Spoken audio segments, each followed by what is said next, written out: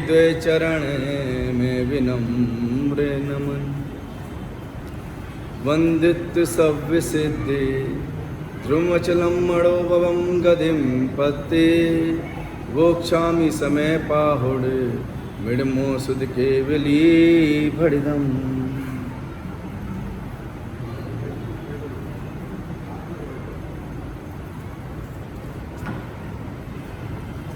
आज उत्तम ब्रह्मचर्य धर्म का दिन है और हमारे प्रदूषण पर्व का अंतिम दिवस है। और इस पावन मेला पर आज हम यहाँ ज्ञानी का जीवन कैसा होता है उस पर विचार विमर्श करने के लिए एकत्रित हुए हैं। और इसका माध्यम हमारा संसार ग्रंथ है। ये वो अद्भुत ग्रंथ है, जब किसी भव्य जीवों के हाथ में गया तो मुट्ठी भर भर के रत्नों को भेंट स्वरूप दे दिया। ये वो ग्रंथ है, किसी आसन्न भव्य जीव के हाथों में गया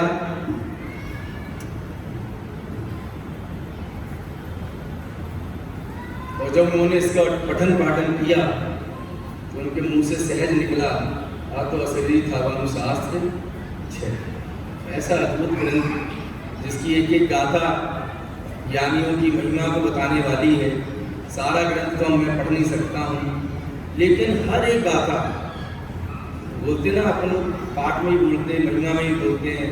बनाओ पत्र कुंदन नाम रत्नो नाम करो अक्षरो लखी कदा तथापि कुंद सूत्रो नाम अनकाय मुंदिना कदी। कि हम उनकी गाथाओं का की महिमा जितनी भी गायन थी कम है। आज हम उन्हीं महिमा ग्रंथ को माध्यम रखते हुए ज्ञानी का जीवन कैसा होता है, हमको ज्ञानी बनना है कि नहीं बनना है, सभी का ध्येय है कि नहीं है।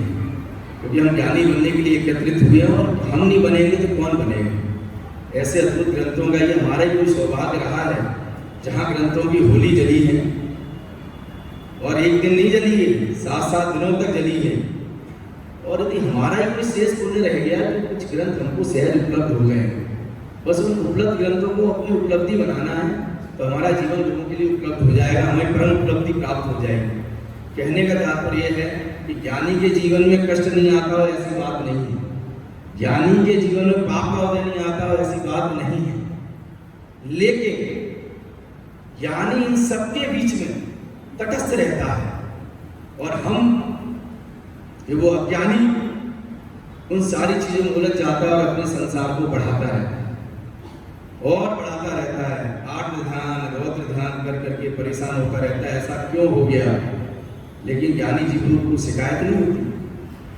ज्ञानी जीव निशंक रहता है, निर्भय रहता है। क्या उनके जीवन में संकट नहीं आता। पंडित तुलसीदास जी के जीवन में संकट नहीं आया। तो मैं हाई क्लास लोगों की बात नहीं करूंगा, मैं भरत चक्रवर्ती, सुकुमार मुनिराज, आदिनाथ, इनकी बातें मैं इसलिए नहीं करूंगा। ये बोलते ना हाई क्लास हाई, मगर इनको जब भी अपन बात करें तो इनकी चर्चा पहले होती है। उन लोगों की बात करना चाहेंगे जिनको हमने समझा नहीं अभी तक। ये भी बहुत संगीत जीव थे। पंडित बनारसी दास जी, पंडित दौलत राम जी, भागचंद जी। भागचंद जी के बारे में जानते हैं, उनकी स्थिति दयनीय हो गई थी। वो कहीं मतलब निकल रहे थे और सास स्वाध्याय का समय था और पंडित जितने होते हैं थोड़े अल्लड़ किस्म के होते हैं, थोड़े अपनी धुन में रहते हैं। वे परिवार के साथ चल रहे थे, दूध लेने जा रहे थे बच्चे अपने बेटे का, वो मंदिर चले गए, स्वाध्याय करने बैठ गए और बैठ गए, स्वाध्याय हुआ। तदुपरांत उन्होंने अपनी भक्ति गाई तो किसी व्यक्ति ने कहा, अरे ये तो भागचंद जी की भक्ति है। बोला आप कौन? मैं वही भागचंद जी। क्योंकि वो ऊपर से नीचे तक देखने लगा, भाई कोई स्टार कास्ट नहीं थे, कोई पॉपुलर पर्सनैलिटी नहीं थे।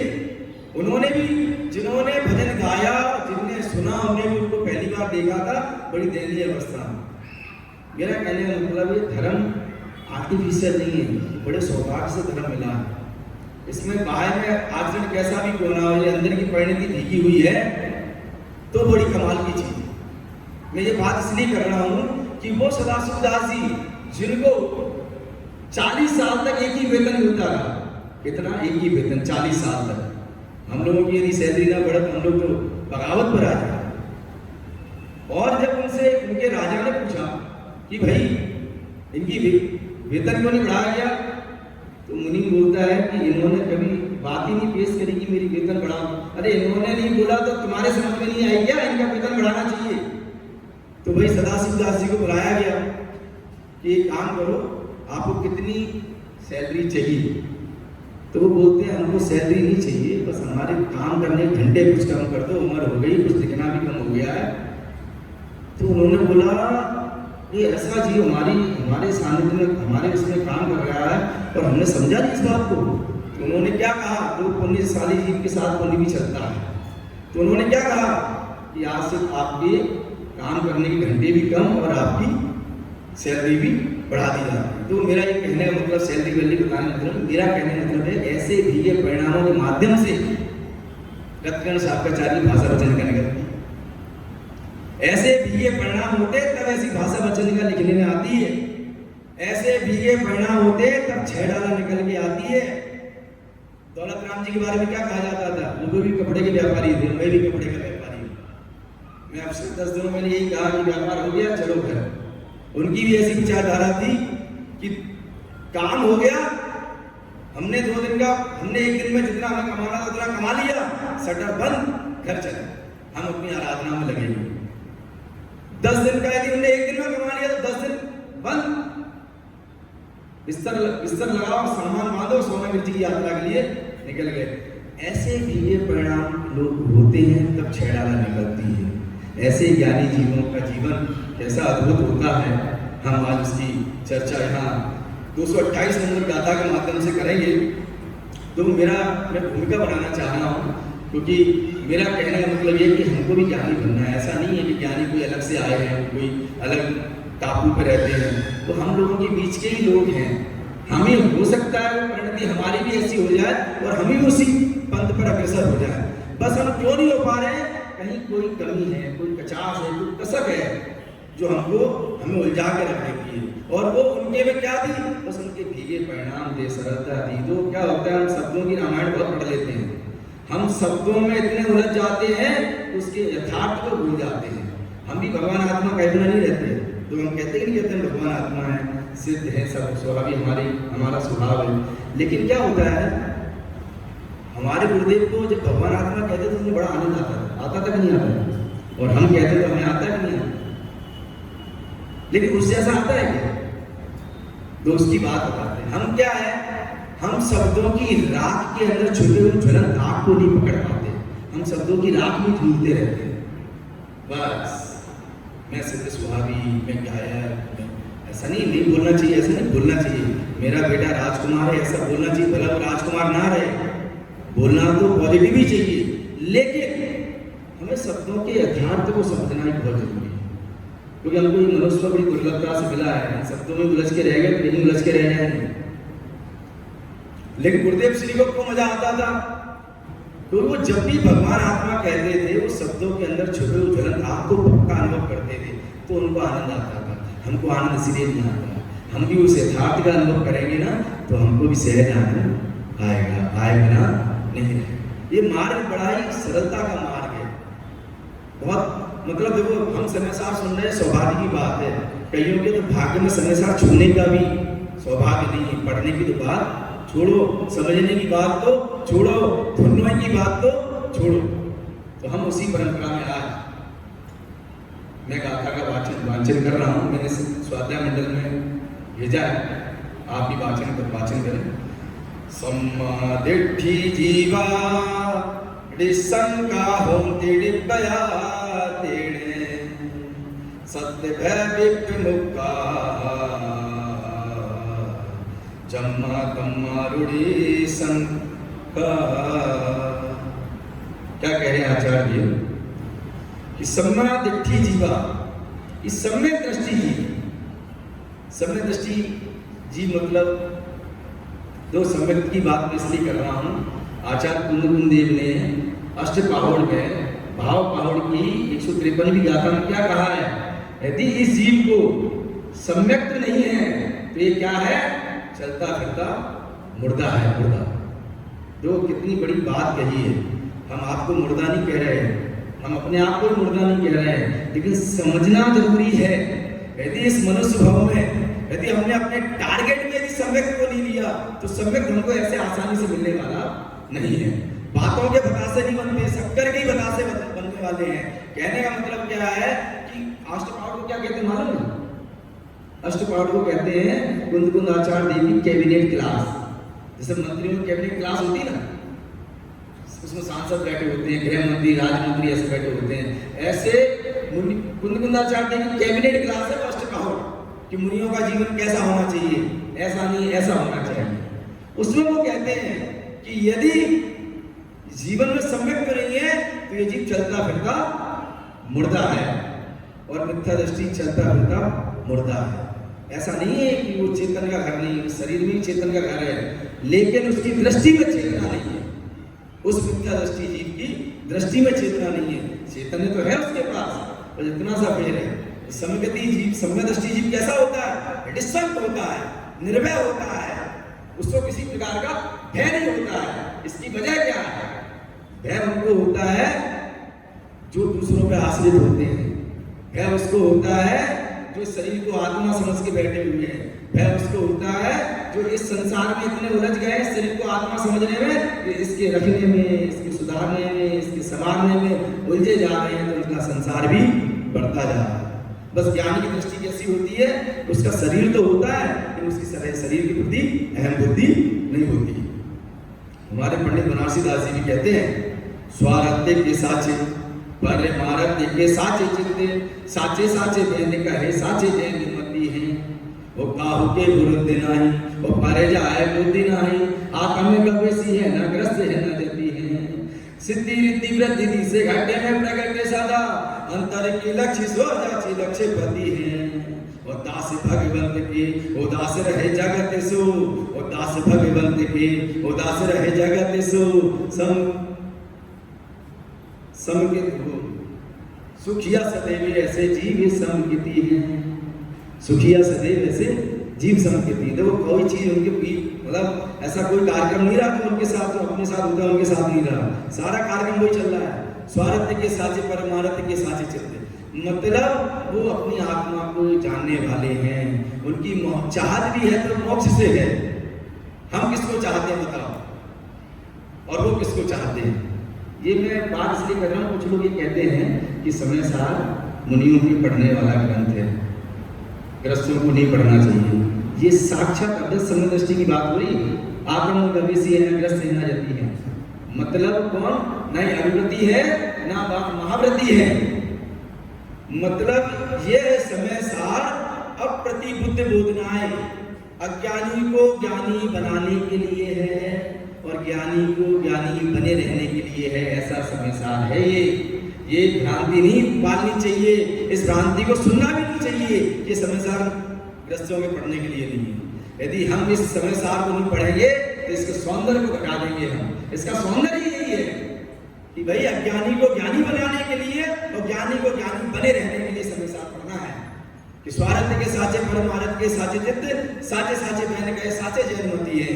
वही सच्चे जैन है, वही सच्ची बात कहते हैं, वही सच्चे जैन धर्म के भक्त हैं।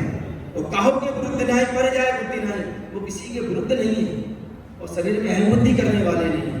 आत्मा में गवेशी है न ग्रस्त है न जति है। वो कौन है? आत्मा के खोजक है। और ग्रस्त है न जति है, मगर ना अनुवृत्ति है ना वृत्ति है। और सिद्धि रिद्धि वृद्धि से घटे में प्रगट सदा अंतर की लक्ष्य स्वजाची लक्ष्य होती है कि निरंतर उनके अंदर आत्म गुणों की वृद्धि हो रही है, आत्मशक्ति की सिद्धि हो रही है और अंतर की लक्ष्य से अजाची लक्ष्यपति है, अंतर की लक्ष्मी से संपन्नवान है।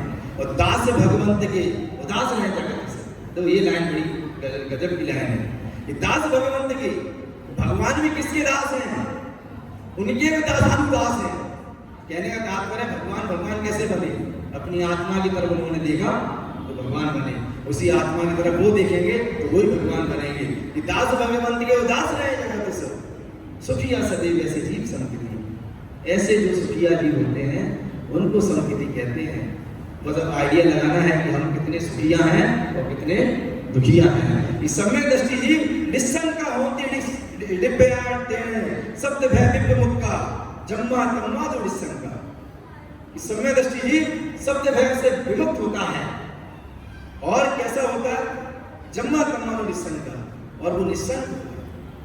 देखो मैं निस्संग इसलिए कह रहा हूं कि हम जीवों को हर बात पे शंका होती है। बताओ हमारे बस में कोई चीज है? बताओ आप। हम एक छोटा सा उदाहरण देते हैं। गर्भ से लेकर अभी तक आपके अनुसार कोई कार्य हुआ जगत में? गर्भ से लेकर यदि हम आपको एक चॉइस देते हैं कि चलो आपको एक चॉइस दी कि चारों गतियों में आप कहां जन्म लेना चाहेंगे, बताइए, तो आप किस गति को सुनते हैं? मेरे ख्याल से नरक गति का तो नंबर ही नहीं आता। बस त्रिंच में तो जाना पसंद नहीं करते। वो कुत्तों जैसी जिंदगी, वो कुत्ता सामने आया, गाड़ी से लग गई और ची ची ची ची ची आया और एसएमसी वाले आए और उठा के ले गए। ऐसी जिंदगी तो हम जीना पसंद ही नहीं करते। तो मैं इसलिए कह रहा हूँ आप सारा कार्य क्रमबद्ध है, आपके अनुसार कुछ भी नहीं है, बस हम स्वीकार नहीं करते इसलिए परेशान रहते हैं। और परेशानी का लेवल इतना है कि हमारा संसार चक्र चलता जा रहा है, चलता जा रहा है, चलता जा रहा है, और अभी भी ना सुधरे तो चलता रहेगा, चलता रहेगा, चलता। क्या मैंने कहने जा रहा था, मेरा पॉइंट पे आना चाहता हूँ कि क्या यदि हम आपको चॉइस दे दें कि किस भाव में, किस गति में जाना चाहोगे, तो मेरे ख्याल से नरक गति तो खाली हो जाएगी, त्रिंच का भी ठिकाना नहीं है, और स्वर्ग जाति का भी देव बनोगे तो कौन से देव बनना पसंद करोगे? क्यों संदेश भाई साहब, कौन सा? बोलो जो ऐसे छोटे मोटे का काम तो मेरा वैसे भी नहीं है, तो काम बात करेंगे तो बड़ी वाली करेंगे। बोलो सौदरविंद्र बनेंगे, छोटे मोटा नहीं बनना है, अहमिंद्र बनेंगे, महर्दिक देव बनेंगे, छोटे मोटे देव बनना अपना उद्देश्य नहीं है। और चलो वो भी नहीं, आपको मनुष्य गति में ही बनने का आपको ऑप्शन मिल जाए तो आप कैसे मनुष्य बनना पसंद करोगे? हैं? किसी गरीब के घर में जाना तो पसंद करोगे? कोई जाना पसंद करोगे? अरे किसी राष्ट्रपति के यहाँ पैदा होंगे, यदि पैदा ही होना तो भाई होंगे, चॉइस मेरी है ना। प्रधानमंत्री के यहाँ पैदा होंगे, राष्ट्रपति के यहाँ पैदा होंगे, मंत्री से नीचे कोई नंबर नहीं, और यदि नंबर लगाना भी होगा तो धीरू भाई अंबानी के यहाँ लगाएंगे। है तो कहने का तात्पर्य कि आपके बस में कुछ है नहीं है, चॉइस नहीं है, सारा खेल क्या है? क्रमबद्ध है। बस इसको क्या नहीं स्वीकार करता, और हम स्वीकार नहीं करते, इसलिए हमारा संसार बढ़ रहा है। बरो 7 प्रकार के भय होते हैं, कितने होते हैं? कोई सुनाएगा? तो मीना भाभी तो गड़दर है, जो मतलब क्या बोलते हैं, मॉनिटर का नाम दे देते हैं, एक ही हाथ उठता है तो मैं ही बोल देता हूँ। इस लोक का भय, परलोक का भय, अगुप्ती भय, अकस्मात भय, अनुरक्षा भय और वेदना भय और मरण भय, 7 प्रकार के भय। ये किसको होते हैं? समय दृष्टि को, समय दृष्टि को होती है। जिसकी दृष्टि सपने की नहीं होती उसको होते हैं। किसको होते हैं? इस लोक का भय किसको होता है? बस कितने भय होते हैं? क्या होगा, ये अच्छा होगा कि नहीं होगा, बुरा होगा कि नहीं होगा। इसमें मैं आत्म ध्यान रोग ध्यान को ले सकता हूँ कि डिप्रेशन में आदमी जिए जा रहा है, जिए जा रहा है, जिए जा रहा है, तो आत्म ध्यान किए जा रहा है, किए जा रहा है। रौद्र ध्यान, रौद्र ध्यान एक बड़ा जबरदस्त ध्यान है जो हमको लगता है हमारी लाइफ स्टाइल में इंक्लूड हो गया है। हमारी 30 माले की बिल्डिंग है पंडित जी, आप देखिए, आपने हमारा छोरे का ब्याह मालूम कितने करोड़ों में हुआ था। ये क्या है? इसे लाइफ स्टाइल, जिसको बोलने में मजा आता है, सुनने वाले को भी सुनने में मजा आता है। दैट्स अ रौद्र ध्यान। ये रौद्र ध्यान, उसको ये रहता है कि ना जाने कब हमारी बिल्डिंग गिर जाएगी, कौन हमारा कुछ भला बुरा कर देगा। इस लोक का भय उसे लगा ही रहता है। परलोक का भय, पंडित जी की नरक में तो नहीं चला जाऊंगा मैं, कोई अच्छे काम तो तुमने किए ही नहीं, तुम्हारी वहां रजिस्ट्रेशन पक्का ये है। परलोक का भय, अरे नरक में तो नहीं चला जाऊंगा, त्रिंच गति का जीव तो नहीं बन जाऊंगा। भाई आपने जो कार्य किए उसे लगता तो यही है कि नहीं जाने वाले हो। इतना जीवन में छल कपट है, इतनी मायाचारी है कि हम तो भगवान को भी नहीं बख्शते हैं मायाचारी के क्षेत्र में। अब वो बात बहुत लंबी हो जाएगी, कभी मौका मिलेगा तो कोई बताएंगे कि हम भगवान से ही मायाचारी कह रहे बिना नहीं रहते हैं। इस लोक का भय, परलोक का भय, अनुरक्षा भय, हम भैया कोई हमें मार ना दे। अगुप्ती भय, बंकरों में जाकर छुप जाओ, छुप जाने का कोई हमें मार ना दे। बोलो सद्दाम हुसैन कहाँ छुप गया था, बोलो बच गया क्या? अगुप्ती भय, वेदना भय, कोई हमें ऐसा रोग ना हो जाए, कोई ऐसा असाधारण रोग ना हो जाए कि हम मर ना जाए। कोरोना काल अभी आके गया है और कईयों को होके भी गया है, और उस डर में आज भी डरे हुए हैं कहीं और ना हो जाए, दोबारा ना हो जाए। ऐसा भय, कहने का मतलब है कि सारे भय समय दृष्टि को नहीं होते, वो निशंक होते हैं, निर्भय होते हैं। पंडित बुद्धजन जी का एक भजन याद आता है इस परिवेश में। मैं बुद्धजन जी का कोई प्रतिनिधित्व स्वरूप भजन गा रहा हूँ, लेकिन ये तो किसी भी पंडित जी, किसी भी आचार्य के पास जाओगे तो उनके पास इस तरीके के भजन है, इस तरीके के शंकाओं के समाधान है। हमें को कछु भय ना रे, जाने लियो संसार। हमें को कछु भय ना रे, जाने लियो संसार। क्या जान लिए? कुछ लोग निगेटिव लोग ऐसे भी कह सकते हैं जिनका दिल टूट गया, जिन्हें धोखे खाए हो संसार में, वो कहेंगे पंडित जी हम सब जानते दुनियादारी, हमें मत बताओ, ये बाल ऐसी सफेद नहीं हुए हमारे। लेकिन उस परिवेश में बात नहीं कही। ये किस परिवेश में बात कही है कि इस संसार में हमको कछु है नारे, जान लियो संसार। इस संसार में जानने रूप क्या चीज है उसको हमने जान लिया है, अब हमें कुछ भय नहीं है। क्या जान लिया है? ऐसा भय नहीं है। जो निगोदे में सोही मुझे में, सोही मोक्षे मजा। तो मैं इतना अच्छा गा नहीं सकता, लेकिन कोशिश करता, उनमें नहीं जाना, शब्दों पर जाना। जो निगोदे में सोही मुझे में, सोही मोक्षे मजा। अंतर भेद कछु नहीं भाई, भेद गिनते संसार, भेद गिनते संसार। हमें को कछु भय ना रे, जाने लियो संसार। क्या कि जो निरोध में है सोई मोक्ष में, सोई मोक्ष मजा। क्या जान लिया? जो निरोध में था, जो आज मैं हूं, वही मोक्ष में है। एक जीव की निकृष्ट अवस्था जिसे निरोध कहते हैं, एक जीव की उत्कृष्ट अवस्था जिसे मोक्ष कहते हैं, वो भूत है, वो भविष्य है, ये वर्तमान है। ये तीनों ही परिस्थितियां हैं, और मैं एक कौन हूं? एक शाश्वत रूप गायक वस्तु स्थिति हूं। तो क्या जान लिया? हमको कछु भय ना रे, जाने लियो संसार। बताओ कोई परिवर्तन आया क्या? मैं निरोध में था तो कौन सा पहाड़ टूट गया, और मैं निरोध मोक्ष चला जाऊंगा तो कौन सी बलिहारी आ जाएगी? ये सब परिस्थितियां हैं, मैं एक वस्तु स्थिति हूं। ज्ञानी की दृष्टि कैसी होती है? वस्तु स्थिति वाली होती है, इसलिए उसे किसी प्रकार का भय नहीं होता। एक और गाथा आती तो वो आचार्य कुमकुम देव ने तो जगह जगह कीर्तन किया है ज्ञानी के चक्कर में। ज्ञानी की महिमा मंडित करने में हर जगह उन्होंने कीर्तन किया। कीर्तन समझ गए ना? कीर्तन अपने यहाँ नहीं होता, अपने यहाँ से भक्ति का नाम दे देते हैं।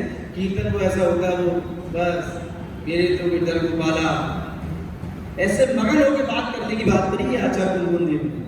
ऐमे को खल सुद्धो दंसर राण मजियो सदा रूपी, रवियत मध्य किंचवी अन्य परमाणु व्यक्तमपि। क्या कहा कि मैं एक शुद्ध गायक, ज्ञान दर्शन शुद्ध रूपी आत्मा हूं, अणु मात्र भी मेरा नहीं है।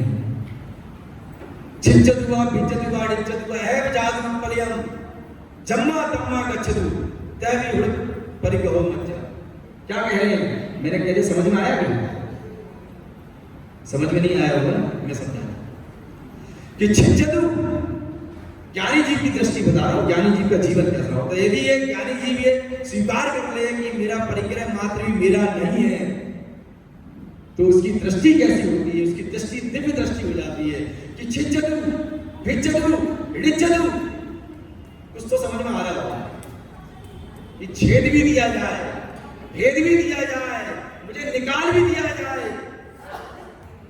चाहे मुझे प्रलय को प्राप्त कर दिया जाए, छिजदुआ, भिजदुआ, डिजदुआ, अहम जात भी पड़े हो, अथवा मैं विप्रलय को भी प्राप्त हो जाऊं, जम्मा कम्मा गच्छदु, तभी हुड़ पर कहो मत जा।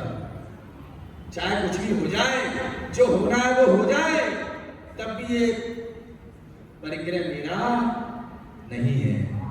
तो ये दृष्टि है। तो क्या होता है, ये दृष्टि भी हमारी भी हो सकती है यदि हमारा लक्ष्य में कुछ अच्छी चीज हो ना।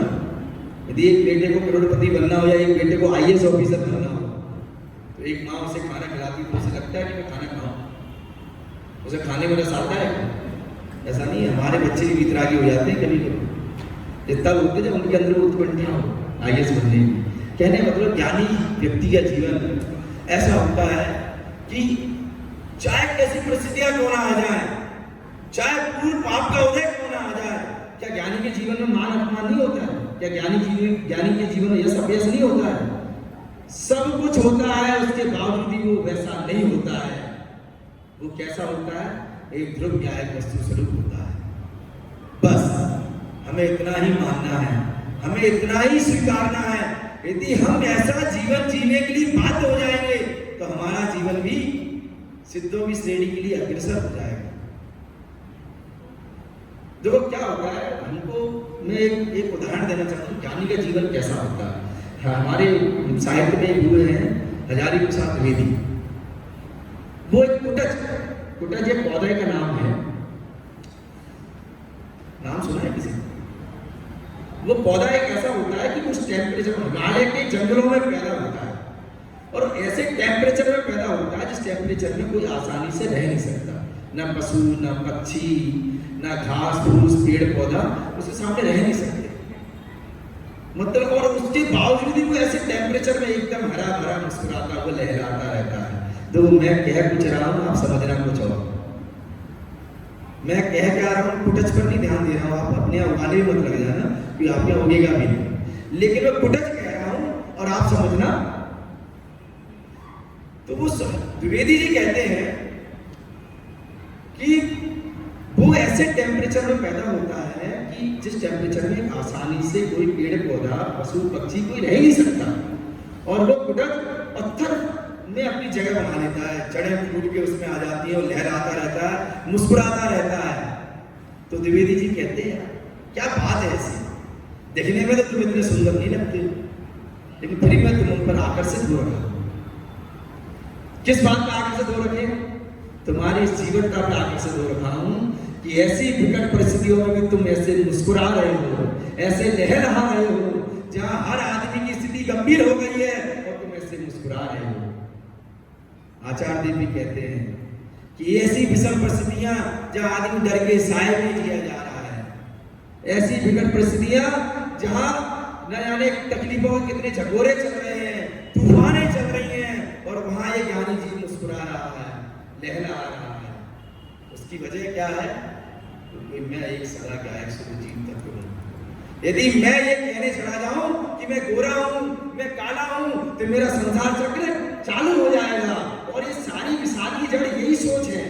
और मैं इससे भिन्न अपने आप को सदा गायक सुरजीत तत्व महसूस करूं तो मेरा संसार अल्प हो जाएगा, मेरा संसार चुल्लू भर रह जाएगा। बोलो चुल्लू भर करना कि नहीं करना? देखो पाने को अपने पास, होने को अपने पास कुछ नहीं है, पाने को अपने पास है। अपन ये मत सोचे अपने पास मतलब क्या नहीं है, अपन ये सोचे ना कि अपने पास क्या क्या क्या क्या है, तो अपन अपने आप को किसी संपन्नवान से कम नहीं समझेंगे। ऐसी अद्भुत चर्चा हमने आज की, और एक ही उद्देश्य है कि इस ज्ञानी जैसा जीवन अपना होना चाहिए।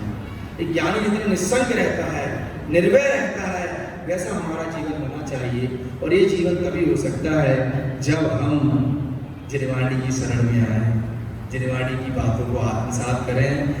मैंने आज ये कहा था भरत जी से कि जिन्होंने जिनवाणी विराजमान की है वो उन्होंने भला बोली लेकर तो विराजमान कर दी, लेकिन सही मायने में वो अपने अंदर विराजमान करें।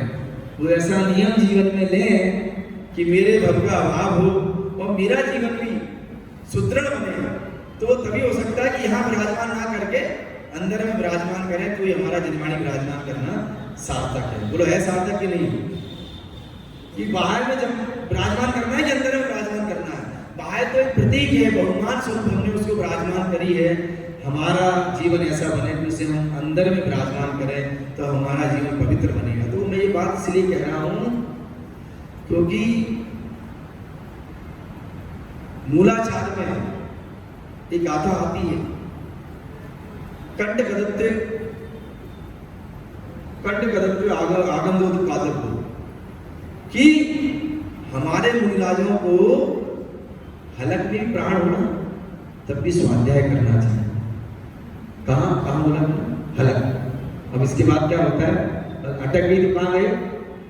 मतलब हमको स्वाध्याय को कितना श्रेष्ठ समझना है। मतलब यदि कंठ कदत्ते भी आगंदोद कादत्तो, मतलब कंठ में ही प्राण आ जाए ना तो भी हमको स्वाध्याय करना चाहिए, शास्त्र का पठन करना चाहिए। ये किनके लिए कही गई है? आचार्यों के लिए कही गई है। तो निश्चिंत नहीं होना है।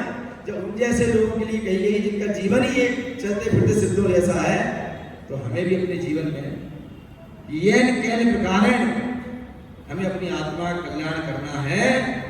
तो स्वाध्याय को अपने जीवन में परम आवश्यक के रूप में लेना है, करना है। क्योंकि यदि ये बातें हमारे अंदर आएंगी तो हमारा जीवन सरल भी होगा, निस्संग भी होगा, निर्भय भी होगा। जगत की कोई चीज हमको डरा नहीं सकती, कोई भी हमको डरा नहीं सकता। हम भी निस्संग रहेंगे, हम भी उस कुटच की तरह लहराते नजर आएंगे जिस कुटच को बोलने में अच्छा नहीं लग रहा है, देखने में अच्छा नहीं लग रहा है, लेकिन वो जब लहराता है तो अपने आप में लहराते हुए अच्छा लगता है।